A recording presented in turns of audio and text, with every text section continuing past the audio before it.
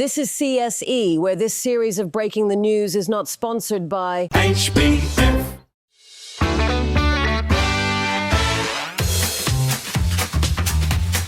It's Breaking the News with Des Clark.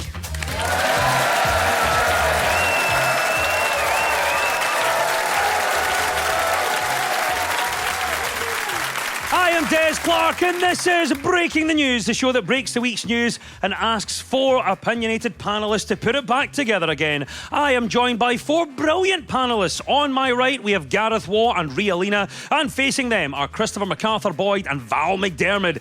In the news this week, 6 businesses linked to Sarah Ferguson, the former Duchess of York, are being wound down, according to documents filed with Companies House.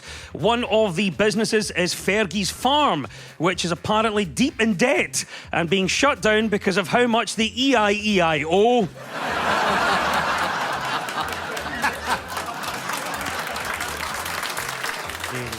Talking of which, Andrew Mountbatten Windsor has been arrested for misconduct in public office on his 66th birthday. Police took him by surprise when 3 cops burst out of a big cake.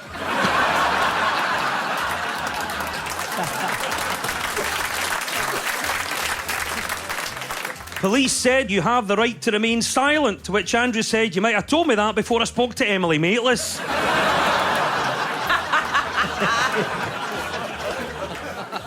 King Charles has released a statement to the press saying the law must take its course. Also releasing a statement directly to Andrew that just simply read, "Who's mummy's favourite now?"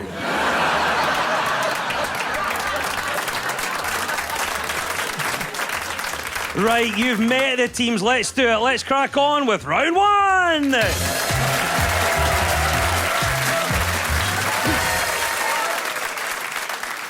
This is the Broken News round, where our teams have to guess 2 major stories of the week that have been mashed together into one single news headline. So, Gareth and Ria, can you tell me what this is all about? World Curling says there was no violation recorded in the match between the Institute for Fiscal Studies and Sweden at the Winter Olympics yesterday. During the match, the Scottish Government will struggle to pay for its flagship policies, but confirmed there was no evidence of free university tuition and more generous benefits in Scotland. It was all happening there. Gareth, what about you then? First up, what do you think that first story is? Well, surely the biggest news story of the week, unless something happened right before we recorded.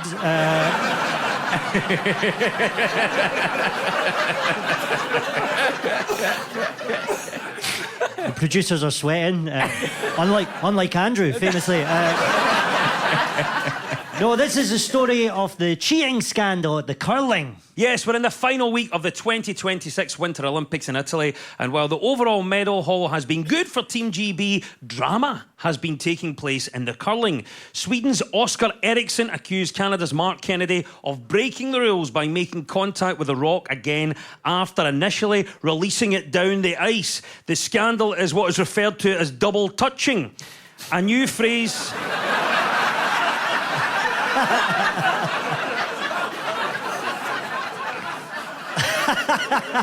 It's a new phrase for most of us, but double touching can have serious repercussions, especially if you're the king's brother. As you say, Gareth, it's the major story of the week. Are you surprised to hear about this apparent cheating in the world of curling? Oh, not at all. I've always thought of curling as like the bad boys of sport. Real ne'er-do-wells, these guys, so it doesn't surprise me. It was quite exciting. They were really angry. Like, they were almost fighting at one point. Can you imagine that? A straightener at the curling.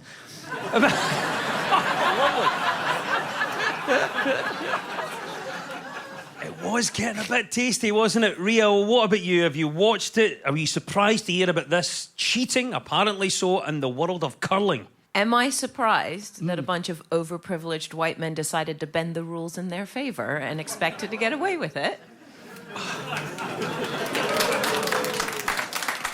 What about you, Val McDermid? Are you surprised to hear about the apparent cheating in the world of curling? Well, I would have been taken aback before Mark Cartney stood up to Donald Trump. But having stood up to Trump, we now realise that the Canadians aren't as nice as we thought they were. But what I think they need to do is introduce VAR to curling. Because it's just not slow enough. It's just too fast. It happens so fast you can't see them cheating. What about you, Gareth? Have you watched it? Have you enjoyed the Winter Olympics so far? I always like when the Olympics comes round, winter or summer, because there's always the story every single time about how many condoms the athletes are going through. And I don't know if you know this, but they used 10,000 condoms in 3 days at the Winter Olympics. And I don't think we should be giving them. Surely this is the genes we want to spread. Like, this is our chance to get some superheroes, man, you know? There was the Norwegian biathlete who he came in third, right? He got his bronze medal, and he used his speech as an opportunity to apologize to the world for cheating on his girlfriend and trying to get her back. And I'm like, mate, you came in third. She's not going back to a loser. Well, what about you, CMB? What have you enjoyed it? Have you watched the Winter Olympics this year? I watched a wee bit last night, and I was watching something called like the ice skating relay. Have you ever seen this? It's like they run ice skates, obviously, and they're going round in a big circle like in a time capsule, right? But then their teammates are going around the inside on a much smaller loop, so they go a wee bit slower. They're going pure fast, and then they take turns, and the inside one gets in front of the one who's going fast, and they grab them by the arse cheeks and shove them. I couldn't believe this. The bum shoving. I think there were a lot more people would watch it if it was the bum shoving rather than the ice skating relay. I'm like, yeah, I'll watch the bum shoving tonight, man. Obviously, we just have to talk about the scandals that have happened, specifically with the curling. World Curling has confirmed that Canada has escaped punishment despite being accused of breaking the rules. Have you ever bent the rules to your advantage? I've bought a can of Barr's Cherry Aid that said only to be sold as part of a multi-pack.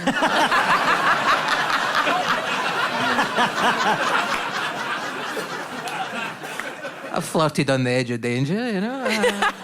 We do have to do a clarification on the rules. So the rules of curling state any player who touches the curling stone handle beyond the hog line will be disqualified, whilst any player who removes the handle from the stone shall be crowned the rightful King of Scotland. Over to you now, Christopher and Val. What was the other story we were after? It was the Institute for Fiscal Studies, that well-known, even-handed economic institute. And they've said that the Scottish Government's going to struggle to pay for its flagship policies. Now, I didn't even know we had a navy. Right answer. Well done, Val. Yes, this week a think tank has suggested that free university tuition and more generous benefits in Scotland may have to be reconsidered as the country's funding advantage relative to England narrows. The Institute for Fiscal Studies warned the Scottish Government will struggle to pay for its flagship policies unless it finds a way to collect more tax. In order to fund free tuition, the Scottish Government may have to make some cutbacks. So just bear that in mind the next time you visit the Kelpie.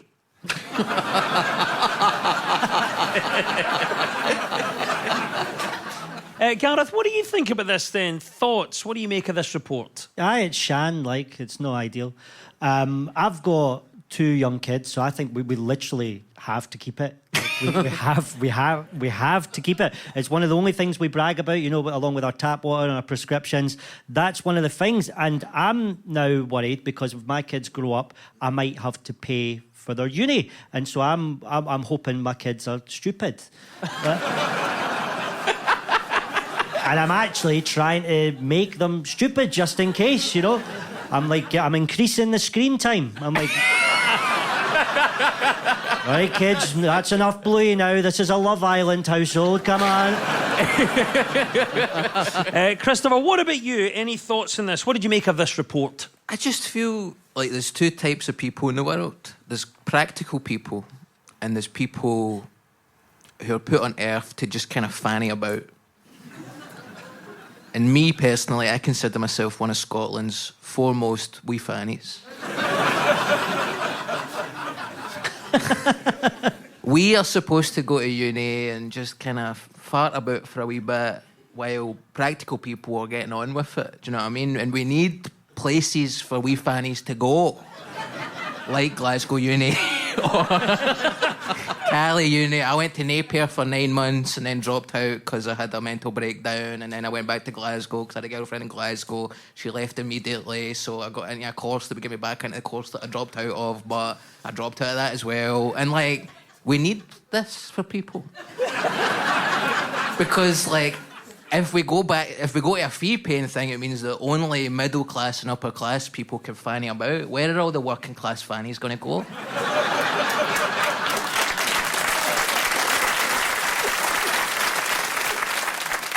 I think what we have to do is we just have to find the extra money, because this Barnett squeeze, as it's called, is trying to make you per person as Scottish people get paid the same amount of money as English people, and you know you're worth more than that. So come on, you know you're worth more than that. You've basically been running Scotland like you're a Scandinavian country on a Greg's budget, and it's not working. Gareth, what do you think about this then? What else should be free in Scotland and why? You know, we've got the main ones, you know, prescriptions, water, uni. You should never be parched, stupid or sober here. And I agree with therapy, because we're a mean country. Like, people, we're bullies a lot of the time. You get a roasting a lot. I'm a wee ginger guy, and when I've had it hard growing up, you know, I hated my hair, and I tried to dye it blonde once. I tried to do the frosted tips, you know, at the top. It was early 2000s. It was very popular at the time with, like, NSYNC. But I was on the bus. I thought I looked so cool, and one of the guys used to bully me, but was just staring at me the whole time. And I was like, "You've obviously got something to say, so why don't you just say it?" And he went, "You look like a lasagna."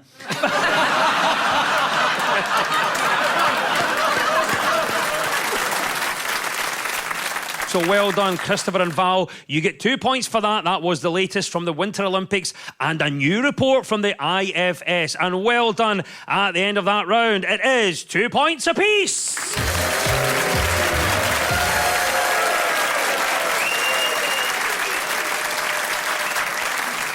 Now, much of our news is about public opinion, so to find out what stories people are talking about, we spoke to two friends of the show, presenter and writer Vic Galloway and broadcaster and writer Katie Puckrick. So, Christopher and Val, what is Katie talking about here? You've got a bunch of people wandering around with way too much time on their hands who collectively no longer give a flying flip about anybody else or indeed the world around them.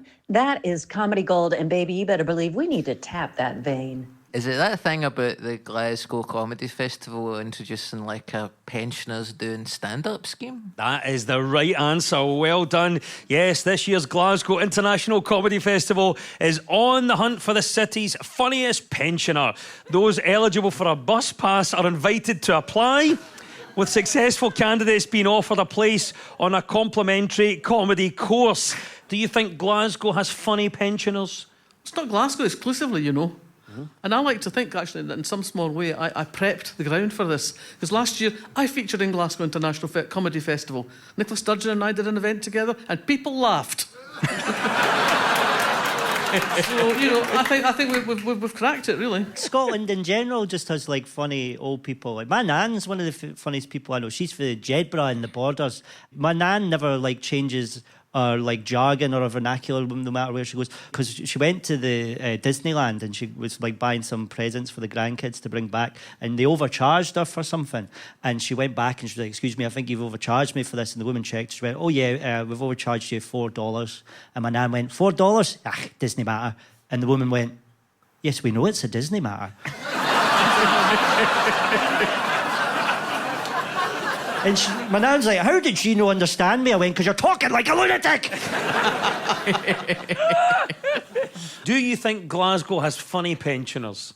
Glasgow has funny everyone. I think that's one of the things of being a comic from London or down south. The further north you go on this island, the harder it gets. All right, I did a work in progress at the Glasgow Comedy Festival last year, and I was heckled by a pensioner, and it was better than most Edinburgh Fringe shows.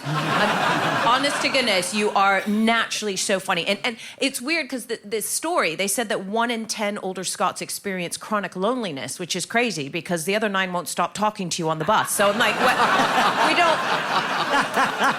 You might be right, and you're right about the report. It does say that a lot of the older generation are experiencing loneliness. So if not comedy, what else should we be encouraging pensioners to try? Christopher? I think, listen, we've got an ageing population and we need less old people. So I think BMX...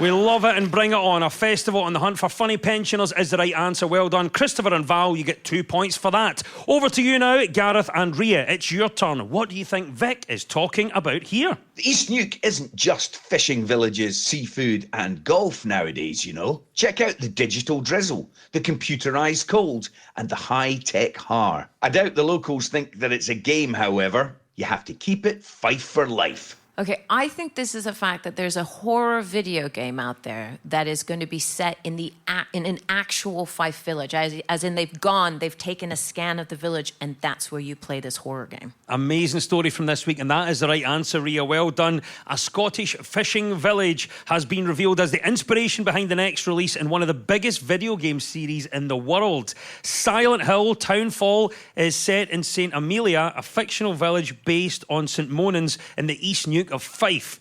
In the game, the village is deserted and filled with rain, fog and horrors, something the locals refer to as February.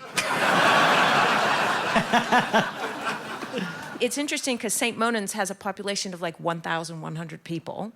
And now millions of people are going to be going through it virtually in this game, which will still be more visitors than Dundee ever gets. I have no idea why, game developers would consider Fife the perfect place for a survival horror game, but, certain parts of Fife surviving is the horror. Waking up in Methil again, like, oh no. I'm coming to Val last on this.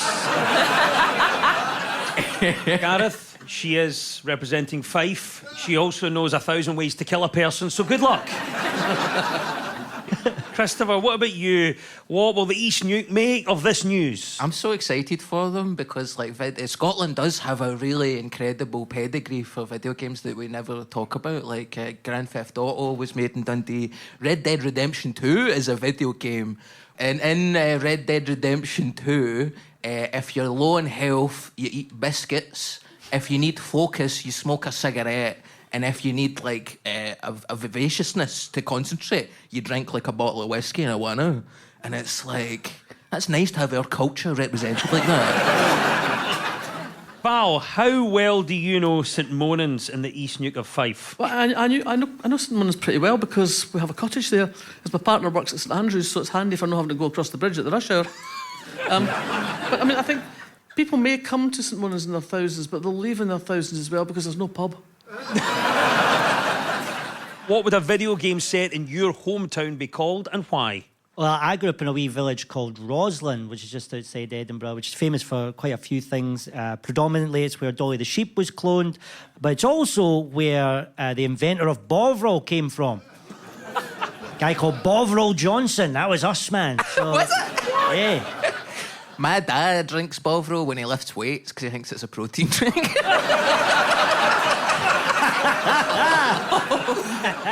Yes, well done. The East Nuke of Fife is going global in a new video game. That is the right answer. And 2 points go to Gareth and Ria.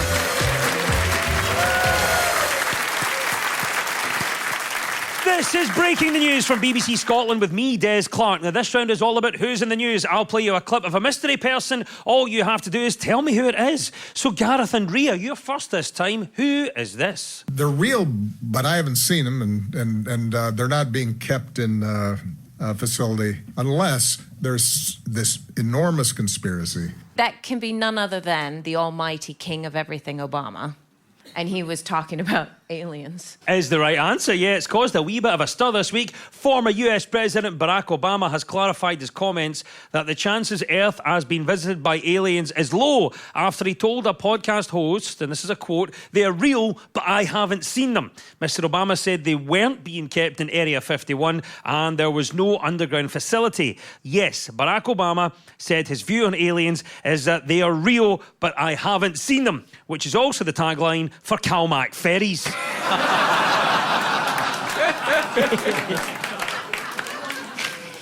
What do you think then, Gareth? You've probably heard a little bit about this. He's trying to clarify it. Was this a mistake, or does Barack Obama know more than he's letting on? Well, all I can assume from this is that maybe he's discovered it after his presidency. Maybe he visited somewhere like, Bonnybridge, which... Are you aware of Bonnybridge, Ria? No, tell me So Bonnybridge is a tiny wee town. The next, nearest big town's Falkirk, right? But it's the UFO hotspot of the world. There's more UFO sightings there than anywhere else on the planet. I love that. I think it's amazing. I love thinking about it. Like aliens, beings capable of interdimensional travel, traversing the cosmos, searching for intelligent life. And arriving in Falkirk. But I think the mistake that we all make is that if aliens could be already here, because we just assume they're the same size as us. They could be tiny little microbes, and they could be inside all of us right now. Oh. It's not just in St. Monans. Talking of tiny little microbes, Christopher.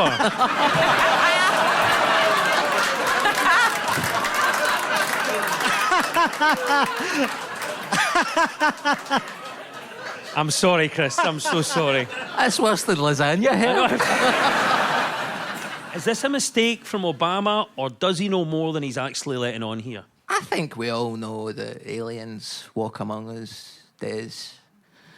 I know you've got extraterrestrial powers. Ria, when have you said something that caused a stir?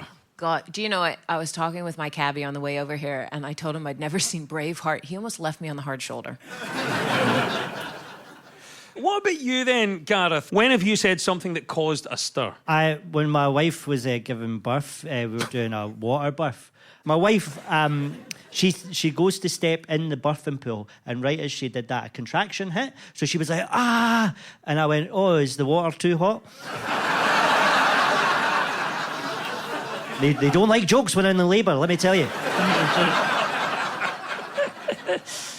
Experts say we shouldn't worry about the prospect of aliens landing. They'll say, take me to your leader, and after 10 minutes with John Swinney, they'll get bored and fly home. Right, your turn now, Christopher and Val. Who is this, and why are they in the news? I'm not really such a creature of excess, but what I don't like is that sort of self-persecution, and I'm not really very good at denial. Well, there we go. A famous voice, but who does it belong to? Any ideas? Val? I think it might be that self-described home cook, Nigella Lawson, who seldom ventures out of her house to show the rest of us what she's doing. That is the right answer. She was recently announced as the new host of the Great British Bake Off alongside Paul Hollywood. This week, outgoing judge Dame Pruleaf said that she thought Nigella would be wonderful and she doesn't need any advice from me. She's funny, she knows her onions and she is delightful. Nigella gained popularity in her career due to her unapologetic use of luxury ingredients such as real butter, golden syrup and inherited wealth.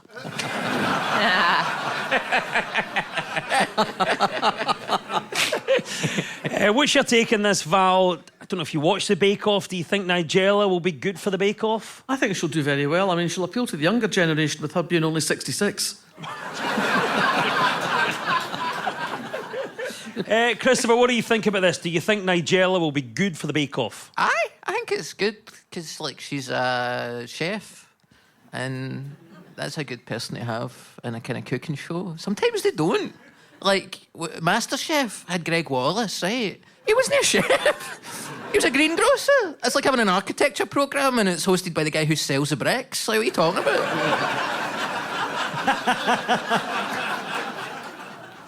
Ria, what do you think about Nigella? Do you think she's going to be good for the Bake Off? I mean, it'll be incredible. I think we're all looking forward to it, right? Paul Hollywood will look at a cake and say, nice crumb. And then Nigella will say, a squidgy little number that practically sighs when you cut into it.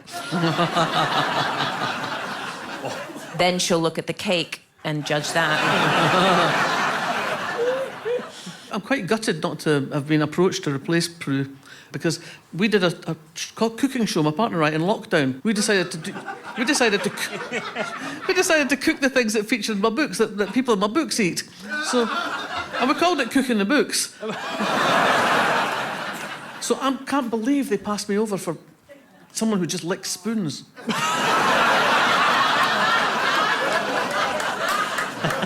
I can't argue with that. That's beautiful. Nigella Lawson is replacing Prue Leith as a judge in the next series of the Great British Bake Off. Often seen wafting around a dimly lit kitchen in a floaty dressing gown, Paul Hollywood will also return as a judge. Yes, well done, Nigella Lawson is the right answer. 2 points go to Christopher and Val.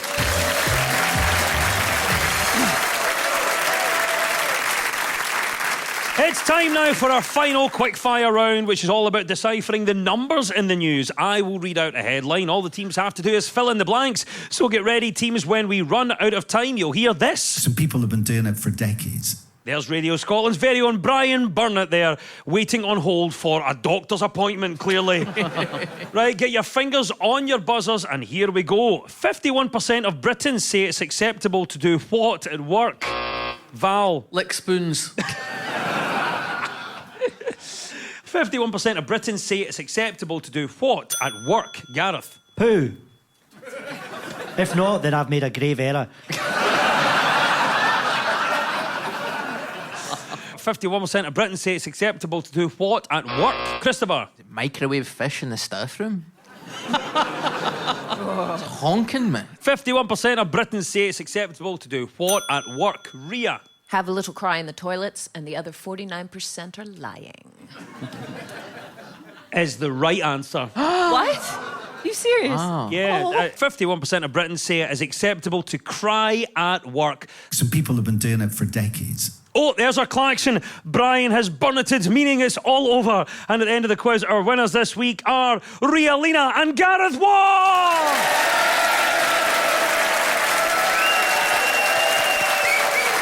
And commiserations to Val McDermott and Christopher MacArthur Boy!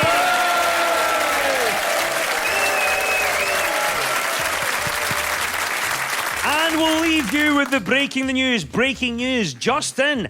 A singer and electronic music artist called Look Mum No Computer has been chosen to represent the UK at this year's Eurovision Song Contest. After the competition, he's expected to release a follow-up single called Look Mum No Points.